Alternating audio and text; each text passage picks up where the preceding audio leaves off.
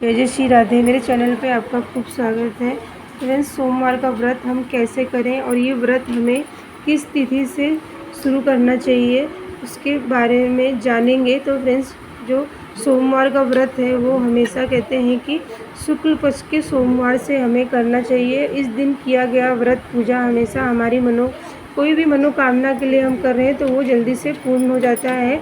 तो यहाँ पे एक चौकी पे आसन बिछा के शिव परिवार की फ़ोटो रख लेंगे, शिवलिंग रख लेंगे, गणेश जी सुपारी के रूप में भी रख सकते हैं। और उसके बाद फ्रेंड्स, हम यहाँ पे दीप जला लेंगे।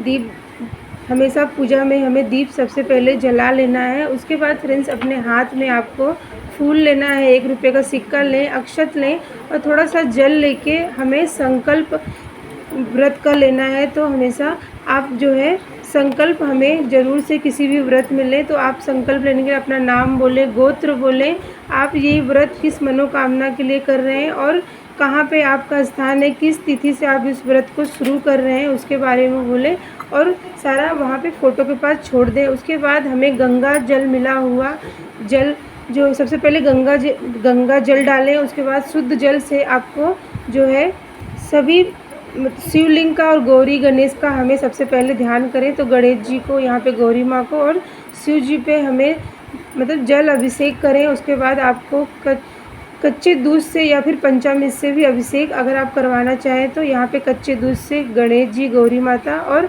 शिव जी को यहाँ पे हम अभिषेक करेंगे।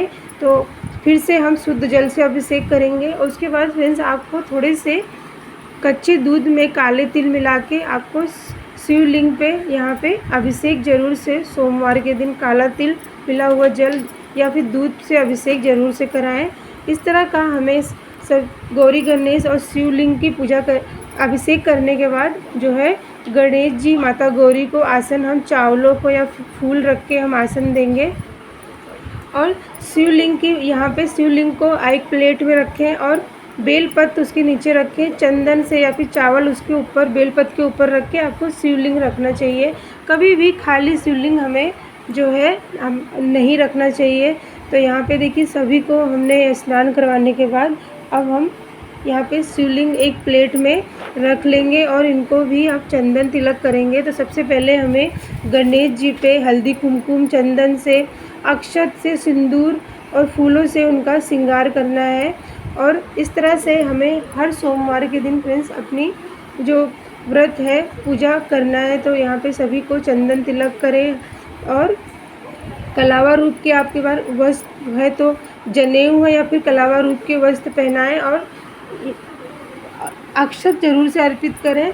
तो अक्षत अर्पित करने के बाद हम शिवलिंग को भी यहाँ पे फ्रेंड्स जो है चंदन से उनका श्रृंगार करेंगे, कलावा रूप के वस्त्र पहना देंगे, जनेऊ भी चढ़ाएं और उनको बेलपत्र पे चंदन लगा के और चावल रख के आपको शिवलिंग पे हमें छाया जैसे रखते हैं, जैसे उनको उनके ऊपर रख देंगे और अपना जो पूजा है वो शुरू करेंगे। तो आप यहाँ पे जो फल है अगर आपके पास तो वो चढ़ा दें, नहीं तो आप चीनी का या फिर मिश्री का भी भोग लगा के आपको जो है ये व्रत में पूजा कर सकते हैं। और एक लोटे में जल भर के आप ज़रूर से रखें।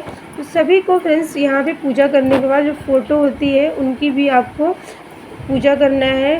फ़ोटो में भी चंदन तिलक करें, सिंदूर, माता गौरी को सिंदूर अर्पित करें और कलावा रूप में वस्त्र में फ़ोटो पे भी चढ़ाना है।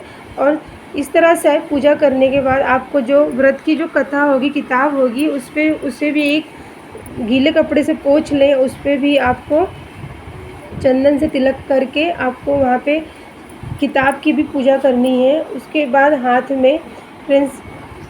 फ्रेंड्स आपको हाथ में थोड़े से अक्षत ले लेना है, फूल ले लेना है और कथा पढ़ने से पहले आपको भी अपने माथे पे तिलक करें और हाथ में कलावा ज़रूर से बांध लें। अगर आप किसी और से भी कथा सुन रहे हैं या पढ़ रहे हैं ना, तो उन्हें भी अपने माथे पे तिलक करके और हाथों में कलावा पहन के आपको ये कथा आप उनसे भी सुन सकते हैं। इस तरह से फ्रेंड्स हमें हर सोमवार के दिन ये पूजा करें और उसके बाद आपको छोटी सी अगियारी हवन ज़रूर से करें। अगर आपके पास गाय का उपला है तो उसे अच्छे से गैस पे या फिर पका लें उसे अच्छे से, नहीं तो आप जो समिधा होती है, आम की लकड़ी होती है ना, उस पर भी आप अगियारी कर सकते हैं।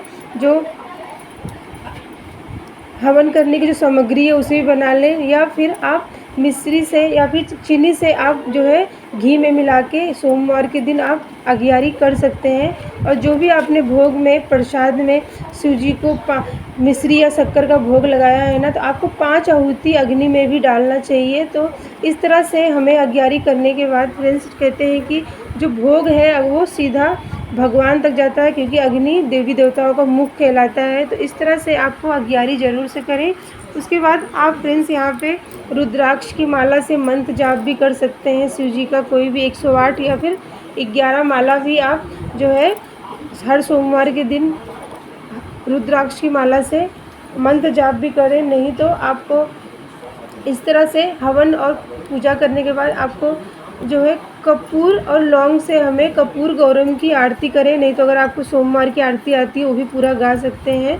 और इस सरल तरीके से आप सोमवार के दिन अपनी व्रत पूजन कर सकते हैं। अगर आप व्रत करते हैं तो आपको एक टाइम भोजन भी कर सकते हैं, नहीं तो दोनों टाइम आप फलाहार कर सकते हैं। ये बहुत ही सरल और आसान तरीका इस वीडियो में मैंने आपको बताया। और इस व्रत को करने से हमें सौभाग्य की, आरोग्य की और घर में सुख समृद्धि की प्राप्ति होती है।